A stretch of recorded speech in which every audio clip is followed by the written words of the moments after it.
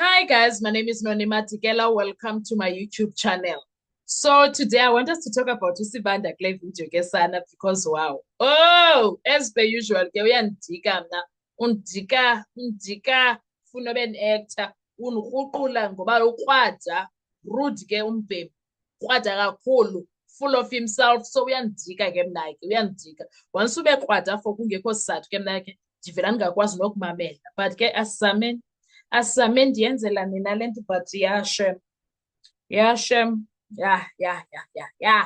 asenzeni ke ndenzela nini bebe kusiya ngambe ngeke ndithethe ngayo. Today's cross-examination by advocate Sibanda was not loud in the dramatic table banging kind of vibe sense. Ne? It was calculated. You know how they are as state. The real strategy was pressure through structure, tighten the witness into procedural corners, reduce speculation, and rebuild confidence in the state's chain of evidence. After the defense has spent days attacking the integrity of the investigation. So now Usibanda is there to clean up the entire mess. Now, the important thing is this: Sibanda was not trying to win in a sense of being emotional, even though he ended up being emotional because Urut was control emotions. He was trying to stop the bleeding because, girl, it's bleeding. This entire case is bleeding. One of the biggest themes from today was the state attempting to neutralize the defense narrative that the investigation was built on undocumented conduct, missing registers, and manufactured evidence. Sibanda's approach was to repeatedly bring the witness back to institutional procedure, not necessarily because procedure looked perfect, but because once the procedure exists on record, the state can argue that imperfections do not automatically equal fabrication. Now, that was the battlefield for Usibanda today. He was there. He tried. He was trying. Ne? A major highlight was how Sibanda tried to frame the station processes as larger than one individual officer's memory. This is very important strategically for Usibanda. I must give it to him. The defense has been successful recently. Whenever witnesses say, I don't know, I was not there, I cannot remember, there is no entry.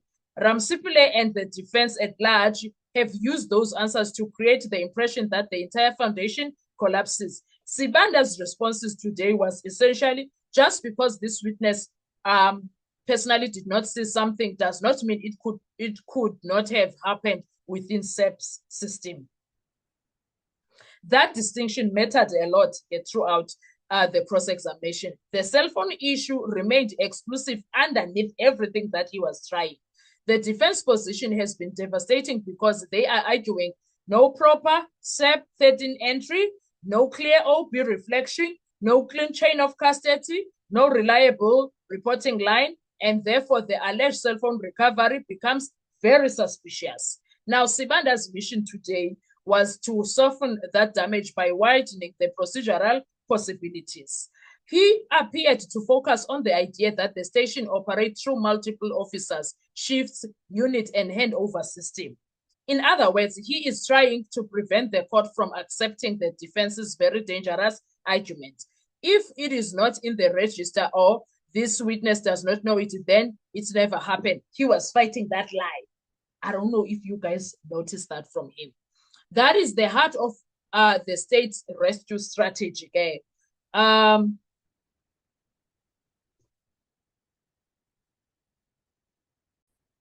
So that is the heart of the state's rescue strategy, right? But here is where the defense still scored heavily. The more Sibanda tried to rely on possibility, the more the defense narrative of uncertainty actually stayed alive. That is the danger for the prosecution now, because criminal trials, especially ones involving alleged confessions, cell phone evidence, and detention records, are not won on maybe someone else handled it. They are won on documented continuity. And continuity is exactly where the defense keeps attacking. Another important moment was Sibanda trying to stabilize the credibility of SEP's operational procedure itself. He seemed focused on showing that, one, searches can happen at different times. Two, different officers may handle exhibits. 3, station commanders do not personally oversee every movement. 4, and records may exist in interconnected systems, which could be true. The bottom line is, strategically, this tells you the state understands the defense has shifted the case away from the original murder narrative and into process contamination. That is a huge shift in the trial. The defense is no longer merely saying our clients are innocent. They are increasingly saying the investigation itself cannot be trusted. That is what the state needs to fight with. And the defense is producing what? Receipts for everything. For every claim, defense is producing receipts, Kesana. That is far more dangerous for the state because it attacks every piece of evidence downstream. It was the growing pattern, was yonke lento, every day there was something more. Now, the nuclear part of today was not a single dramatic exchange. It was exactly the growing pattern. Sibanda's cross-examination today indirectly revealed the state's current fear. They are scared. They are scared. They are scared that the court may begin viewing missing or incomplete records not as isolated administrative problems, but as signs of systematic unreliability. And once a court starts thinking that way, every disputed confession, every undocumented movement, every late produced register, and every contradictory statement suddenly becomes connected. Now, that is why Sibanda kept trying to anchor the court back into normal police operational realities. But the defense has created another problem for the prosecution. They have made the court hyper aware of absence. And that is where the state is also having problems.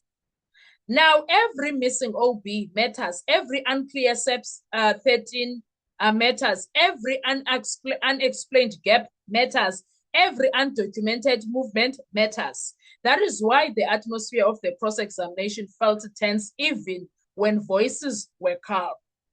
Because underneath the procedural questions is a much bigger war. Can the state still prove evidential integrity beyond reasonable doubt? Can they do that? Can they? And honestly, today showed the prosecution is now fighting on defensive terrain, more often than offensive terrain.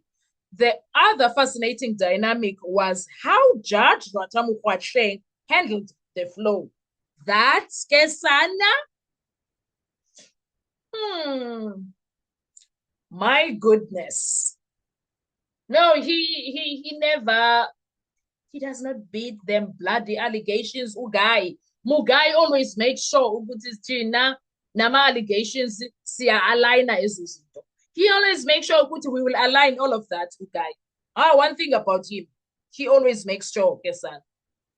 Now, this other fascinating dynamic was handled in a certain way by Judge Rata, the flow itself. The judge continues allowing wide procedural exploration from both sides, right? But there are moments where interruptions and redirections create frustration because they can break momentum just when the counsel is building a contradiction. The defense clearly believes these interruptions sometimes rescues witnesses before damaging concessions fully develop. From a trial strategy perspective, Sibanda today looked like a prosecutor trying to preserve institutional credibility while avoiding another procedural collapse under detailed defense scrutiny. Now, that tells you a lot about where this trial currently stands. The center of gravity has shifted. It is no longer only who killed Senzo Meyiwa. It is increasingly, can the investigation itself survive the scrutiny? That is why the other day I did a video asking Uguti if an incredible, trustworthy team can be gathered together who to investigate the investigators of the Senzo Meyiwa, Ukininda and his team can be investigated, including the prosecution. Will they survive that? Can they survive Londo Leyo? Will they make it alive out of that? I doubt that. Oh, I doubt it very, very much. I doubt. What are your thoughts when it comes to this? Because now I feel like if they were to be investigated, scrutiny will never bona they will never make it alive out of it. Bazoyohlala ebhongweni banxibe izinto zinjena ezi-avarolo zinje. If kungenzeka into enjalo, they would make it here. Sorry. Bangayonxiba the red number. Lezi zinto choose number 5. Xa ehleli phaa ejele. Banganxiba zona. What are your thoughts? Let's talk in the comment section. I want to see your views. Thank you so much. Enjoy your day. Bye-bye.